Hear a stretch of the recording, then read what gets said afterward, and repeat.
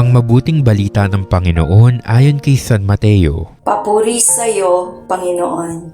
Noong panahong iyon, sinabi ni Jesus sa kanyang mga alagad, "Pag-ingatan ninyo na huwag maging pakitang tao lamang ang paggawa ninyo ng mabuti. Kapag ganyan ang ginawa ninyo, wala kayong matatamong gantimpala buhat sa inyong amang nasa langit. Kaya nga, kapag naglilimos ka, huwag mo nang ipagkamaingay ito, katulad ng ginagawa ng mga mapagpaimbabaw doon sa sinagoga at sa mga lansangan. Ginagawa nila ito upang purihin sila ng mga tao. Sinasabi ko sa inyo, tinanggap na nila ang kanilang gantimpala. Ngunit kung naglilimos ka, huwag mo nang ipaalam ito kahit sa iyong pinakamatalik na kaibigan upang malihim ang iyong paglilimos. At gagantihan ka ng iyong amang nakakikita ng kabutihang ginagawa mo ng lihim.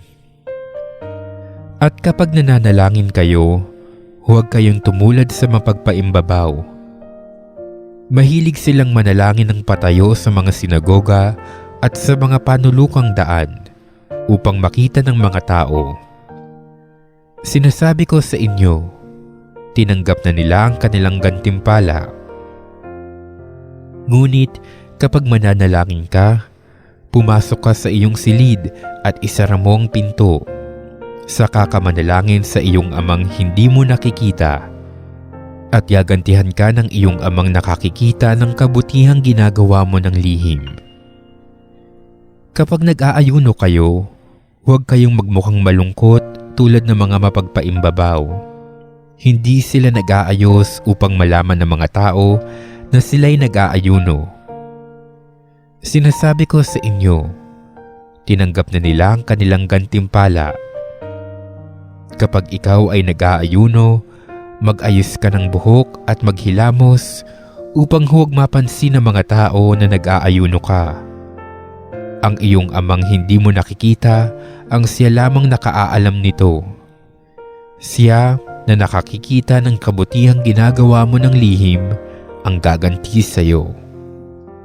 Ang mabuting balita ng Panginoon. Pinupuri ka namin, Panginoong Hesukristo.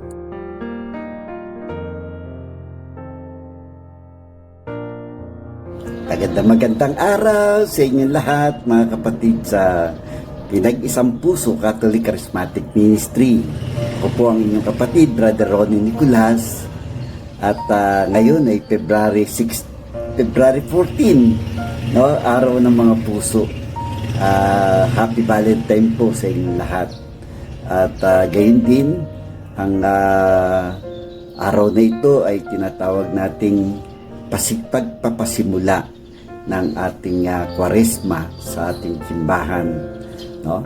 At 4 na pong araw, napakahalaga nito para sa atin na tayo ay naghahanda at sumasalubong sa isang misyon katulad ng ating Panginoong Hesukristo na nagpakasakit,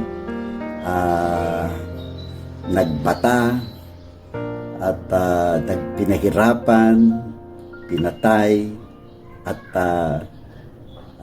nabuhay na maguli. Yan ang ating gugunitain sa araw ng Kwaresma at pagmumuni-muniin natin ang mga ginawa ng ating Panginoong Hesukristo.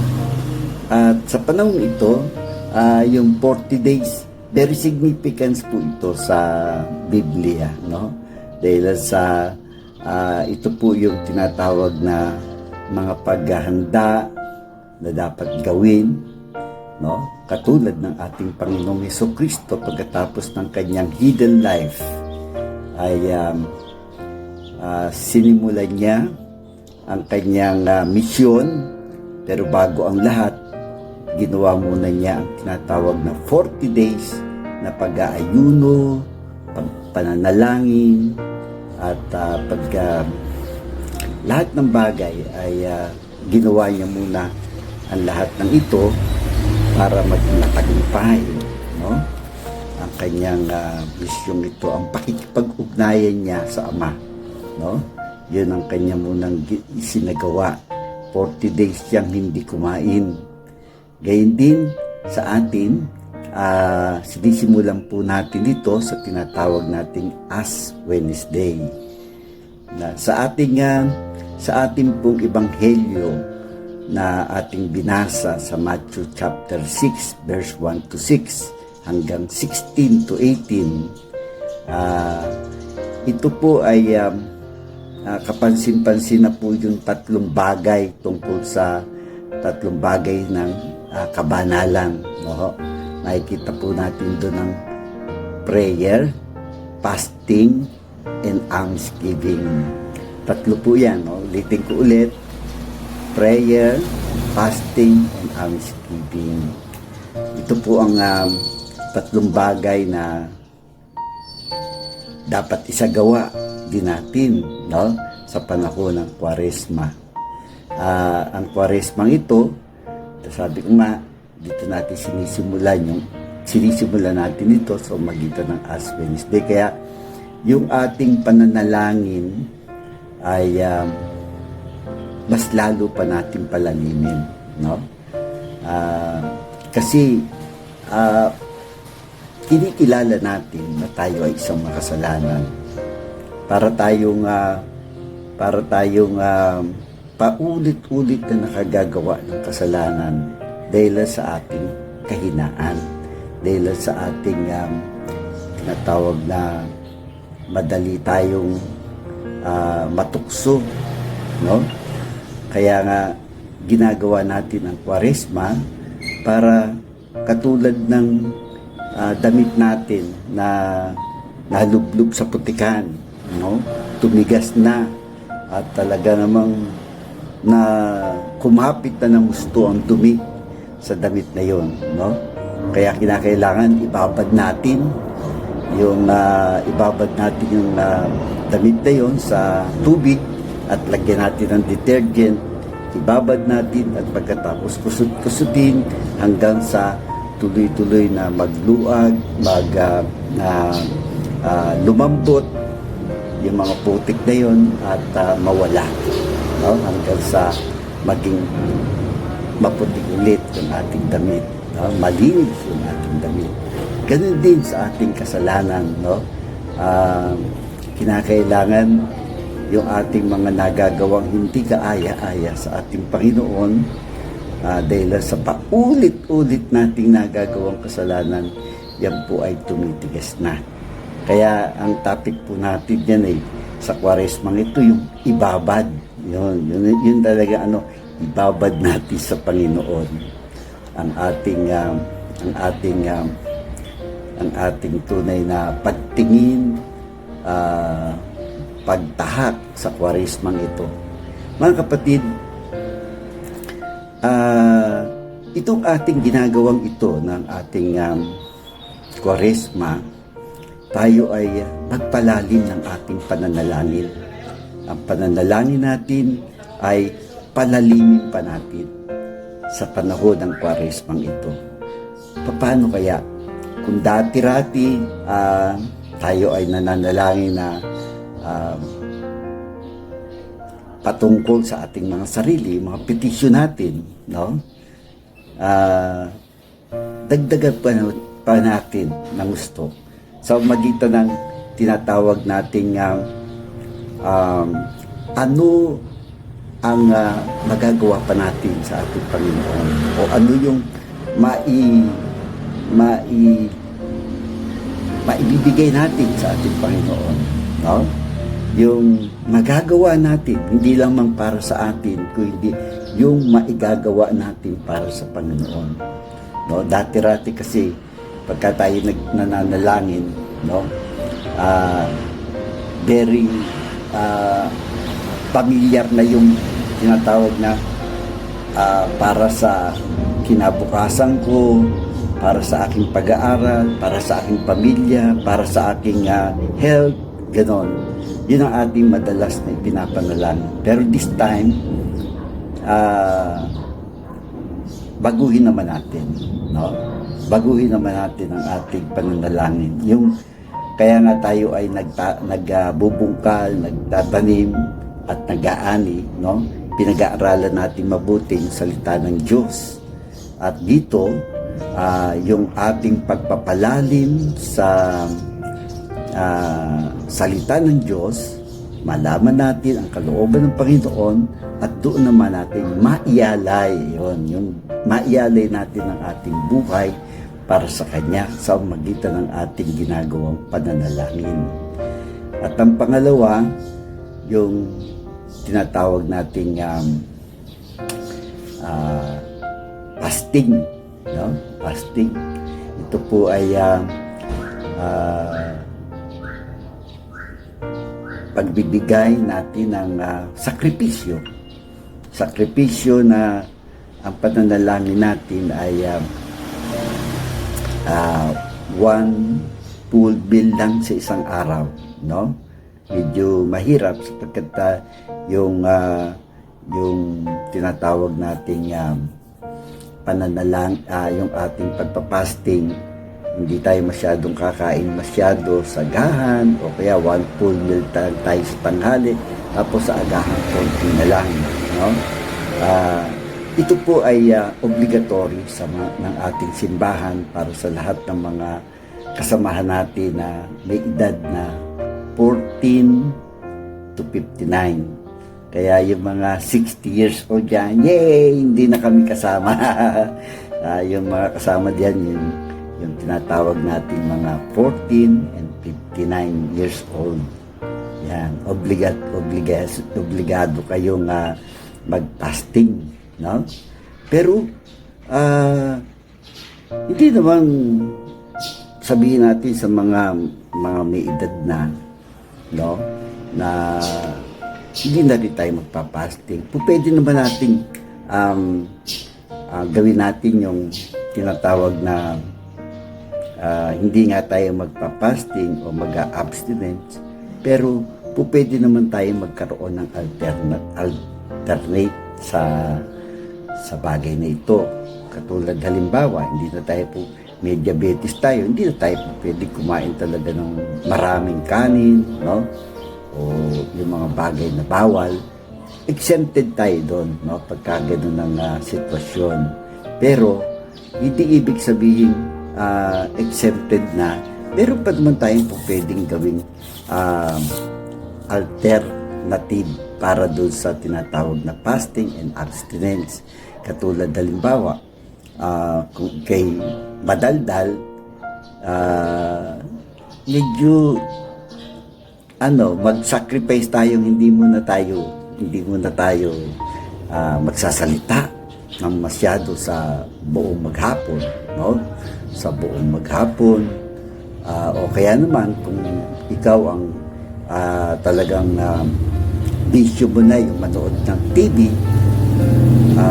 siguro pinakamaganda, hindi muna ako manonood nito, no?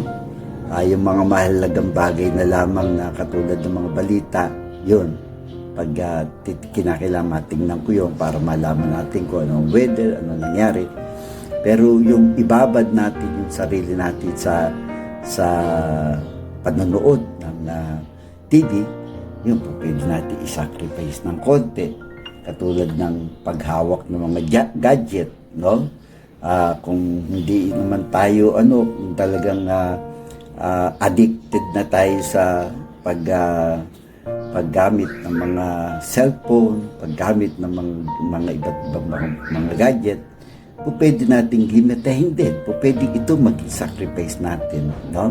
Sa ating pagsasakripisyo para sa ating maraming bagay na pwede. Kasi alam ninyo, ang ating katawan, ang hilig ng ating katawan, yung bang palaging sinasabi nating kung ano yung masarap, madali, at maginhawa. Yan tatlong bagay na yan. Yan ang gustong-gusto ng ating katawan, ng ating sarili. Ulitin ko ulit, masarap, maginhawa, at saka madali. no? Yan ang gustong-gusto ng ating katawan. Kaya doon naman tayo madalas na tinutukso ni Satanas. No? So, ang bawa, katulad halimbawa ng nagutom, main. Gusto inaantok, matulog. Gusto mong nauhaw, minom. No? Yan ang mga gusto natin, madali, masarap. No? Ganun din sa mga hilig na nating hilig nating pumunta sa mga bowling, pumunta sa mga ganito. Hilig ng katawan natin yan. Marami tayong hilig na talagang doon tayo natitempt ni Satanas. Kaya ngayon, sa panahon ng Kwaresma, ito ngayon ang ating susupili. Supili natin para hindi makapasok si Satanas. Kasi mahalaga po yun eh. Kaya ginagawa po itong Kwaresma.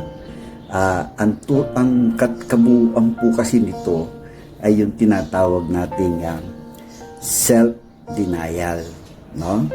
Self-denial. Yan po ang talagang motibo ng Kwaresma.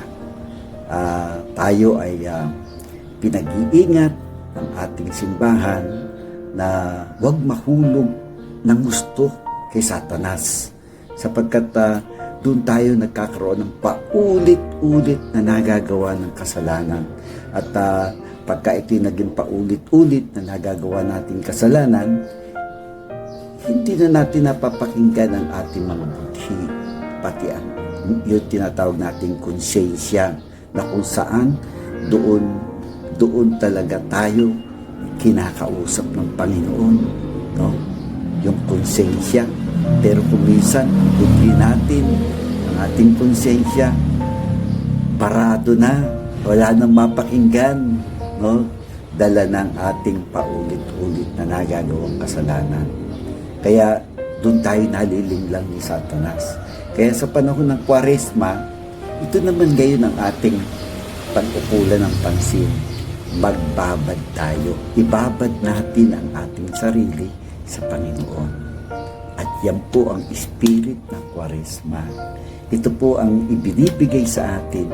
Kaya yung tatlong bagay ng kabanalan katulad ng ginawa ng ating Panginoong Jesucristo, no?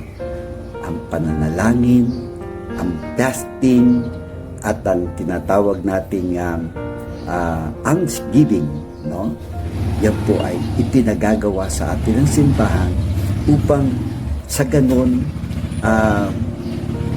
natalikdan natin yung paggawa ng malimit na kasalanan.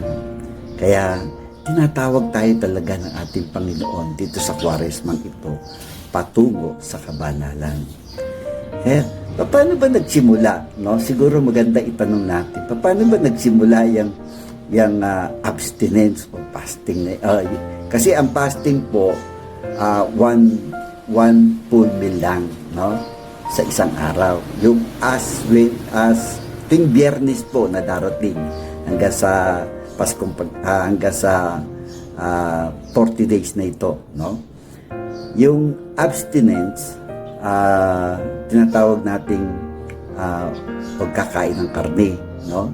Pero doon sa mga tinatawag nating vegetarian, walang problema ron eh. Talaga hindi kumakain sila ng masyadong karne, kaya madali sa kanila yon.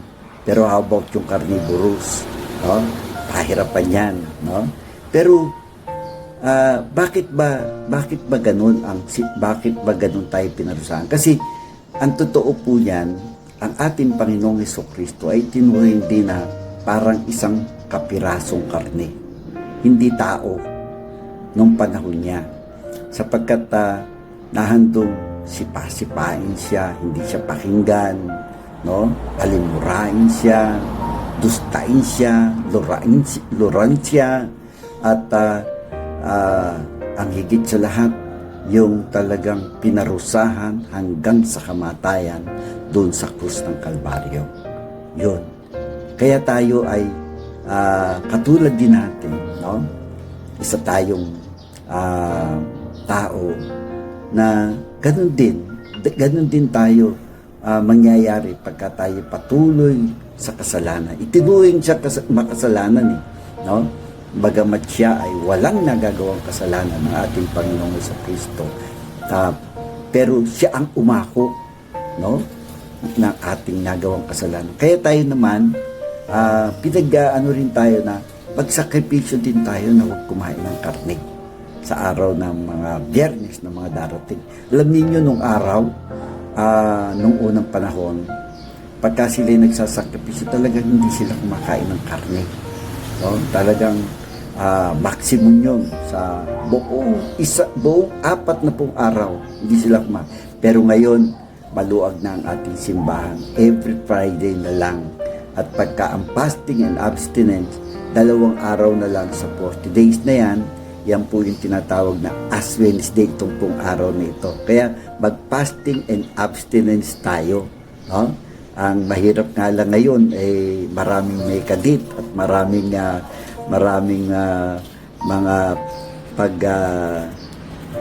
mga okasyon ngayon ang mga nagmamahalan. No? Pakakanin nyo ba ng gulay o isda lang yung ating kapatner? Kadalasan kinakain dyan pa rin mga steak, masasarap na mga lutuin, no? Kaya doon tayo mag-isip, no? Araw po ngayon ng Miyerkules, fasting and abstinence. Kaya tinatawagan tayo ng ating Panginoon. Ito naman minsan lang matapat sa araw ng mga puso, araw ng Valentine's Day. Kaya fasting and abstinence, mga kapatid, no? Tayo ay tinatawagan. Kaya ewan ko kung paano tayo magsasakripisyo sa ganitong bagay. Pero ito paalala lang sa atin, no? Kung tayo ay talagang gusto nating luminis at talagang tayo ay tinatawag ng ating Panginoon tungo sa kung paano tayo makapag-aawas ng ating mga kasalanan, simulan natin sa napakagandang Ash Wednesday, fasting and abstinence, no? Na tayo nagpapalagay dito ng krus sa noo. Pupunta tayo sa simbahan at doon tayo ay nilalagyan ng abo. Paano ba ito nagsimula? Kasi nung unang panahon din, no? Ang talagang sakripisyo ng mga tao, ng mga nagkakasala noon, sila ay nagdadamit ng sako, no? Naku, ang kati-kati nun, no? Siguro, yung pagka tayo nagkaroon ng talagang pagsasakripisyo, tapos magdadamit tayo ng sako, tapos ang gagawin ng taong yon sa kanyang sarili, maglalagay ng abo sa ulo, no? Sila mismo ang maglalagay ng abo at pagkatapos pupunta sila doon sa lansangan, no? Sa init ng araw, at doon sila mauupo at sasabihin nila pag kami nagdadaan, ako ay makasalanan, ako ay makasalanan. Ganon sakripisyo, no? Ang ginagawa ng mga tao noon. Ngayon, ito na lang ang ipinagagawa sa atin. Minimum na pagkakaroon ng penitensya, no? Na lalagyan tayo dito ng abo, no? Pakrus. At sa paglalagay dito sa ating noo, no? Sa babanggitin ng ating pari o ng mga layman ang isang kataga, at yun ang talagang intensyon ng simbahan para sa atin. Ano yung intensyon na yun? No? Talikuran ang kasalanan at ipamuhay ang ebanghelyo, no? Itakwil ang kasalanan at ipamuhay ang ebanghelyo. Yan po ang binabanggit nila. Sana tandaan po natin yon sa intensyon ng ating simbahan, na ating kinasasapian. Ito'y tanda na talagang tayo dapat na magtakwil, iwas, alisin natin ang lahat ng mga bagay na nakakahadlang para sa ating Panginoon. Yung relasyon natin sa ating Panginoon, no? At pagkatapos, ipamuhay natin ang salita ng Diyos, ang ebanghelyo, mga kapatid. Kaya, ang ang ating talata o yung ating gospel sa ngayon pinapakiusap ng ating ebanghilista na huwag pakunwari ang ating ginagawang pagkukwaresmang ito, no? Sapagkat baka marahil yung iba kaya lang nagpalagay ng tanda ng parang nakikigaya lang, no? Wag naman sana. Kung hindi, talagang isa puso natin. Hindi po magic yung yung paglalagay ng abo na pagka tayo ay nalagyan tayo ng abo sa noo, tayo ay protektado na hindi tayo makagagawa ng kasalanan. Hindi po. At hindi rin po ang paglalagay ng ay tayo ay magiging banal na. Hindi po. Nasa sa atin po 'yun, no? Na tayo ang mismong susupin at tayo mismo ang magtitika para yung ating kahinaan sa paggawa ng kasalanan, no, ay lumakas ang ating pagpipigil sa ating sarili, no? Kaya nga, mga kapatid, sana ang pakiusap sa atin ng Ebanghelyo, huwag maging pakitang tao lamang ang ating gagawin ito na ngayong araw ng Ash Wednesday. Uulitin ko, huwag pakitang tao lamang, kundi isa puso natin ang kahalagahan ng araw na ito ng pagsisimula ng Kwaresma sa magitan ng Ash Wednesday. Marami pong salamat. Sana po iti makatulong sa atin sa araw na ito ng Ash Wednesday. Happy Valentine's and Ash Wednesday tayo ay magsimba. Marami pong salamat. Amen.